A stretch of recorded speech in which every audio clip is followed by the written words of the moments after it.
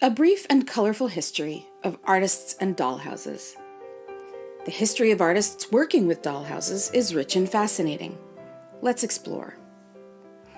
During the 17th century, cabinet houses were women's version of Wunderkammer. These early dollhouses were presented and installed in ornate cabinets at eye level. This piece at the Rijksmuseum in Amsterdam was built around 1700. Museum co-founder Carolyn Barry's exquisite dollhouse was the catalyst for the show, and is also on view. Designed to perfectly replicate her beloved family home, this is a prime example of the quintessential dollhouse. One of the most famous dollhouses in the world, Queen Mary's dollhouse, was built between 1921 and 1924 as a gift to the nation following World War I. Its contents include a collection of over 700 tiny watercolors commissioned from notable living artists. Built between 1916 and 35, this influential dollhouse was built by Carrie Stettheimer, a culture maker, artist, and hostess of famed salons. Over the course of 19 years, she painstakingly built each room to reflect her New York artistic milieu, even commissioning tiny original works by Marcel Duchamp.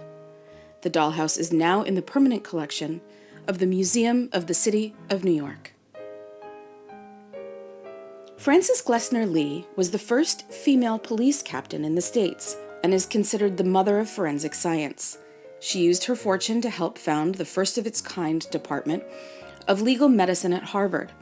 In the 1940s, Lee used traditionally feminine craftwork to make her miniature crime scenes, advancing the field of police investigation and establishing herself at its vanguards. Her dioramas were used for decades. In 1972, Miriam Shapiro and Sherry Brody collaborated on Dollhouse, their contribution to Woman House, an installation by Judy Chicago and the artists from Cal Arts. The event was staged in a condemned Hollywood mansion with all 17 rooms designed to confront different aspects of women's experiences. Between 1979 and 87, American conceptual artist and sculptor Robert Gober made a series of doll-sized houses. Gober's evocative work explores profoundly personal issues relating to childhood, sexuality, the AIDS crisis, and religion.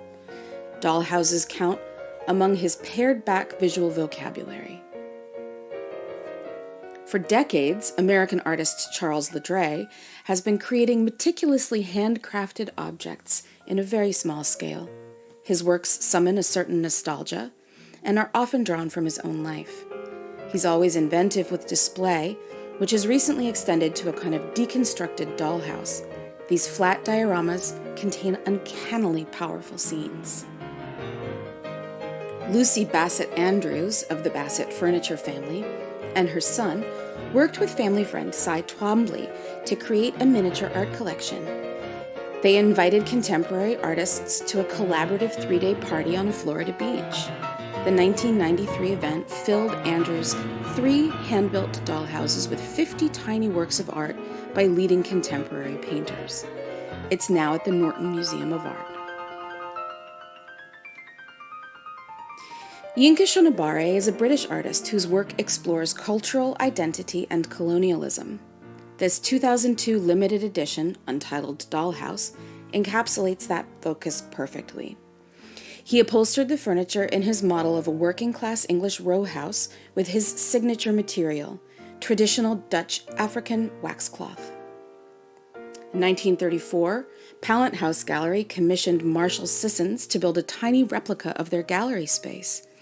In it, they showed miniature versions of works from their Children Through the Ages exhibition.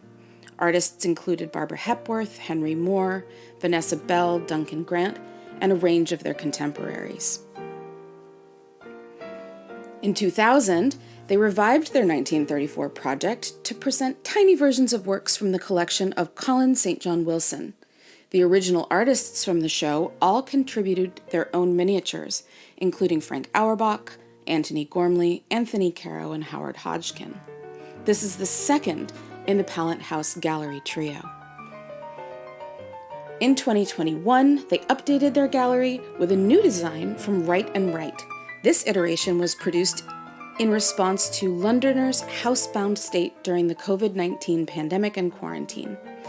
It features miniatures by 34 leading contemporary artists, including Tacita Dean and Damien Hirst. This is the third and final in the trio. This 1:12 scale modernist house was designed in 2001 by Laurie Simmons.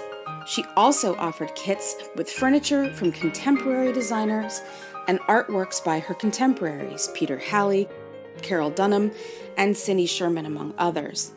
Action figures of the artists and their families were also available.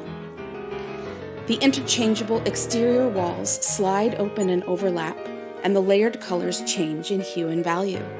Kaleidoscope House is no longer sold at the MoMA Design Store and is now a sought-after collector's item.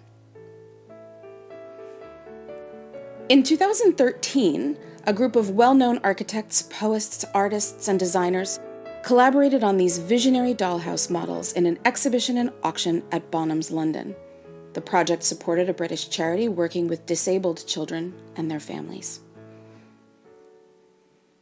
In 2016, the National Building Museum in Washington, D.C. hosted Small Stories at Home in a Dollhouse, the Victoria and Albert Museum of Childhood's traveling exhibition featuring their best-loved English dollhouses.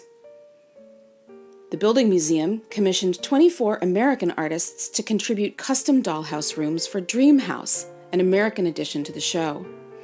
At the end of the exhibition, the individual rooms were made available for sale. Installation view of the show, including Kaleidoscope House by Laurie Simmons.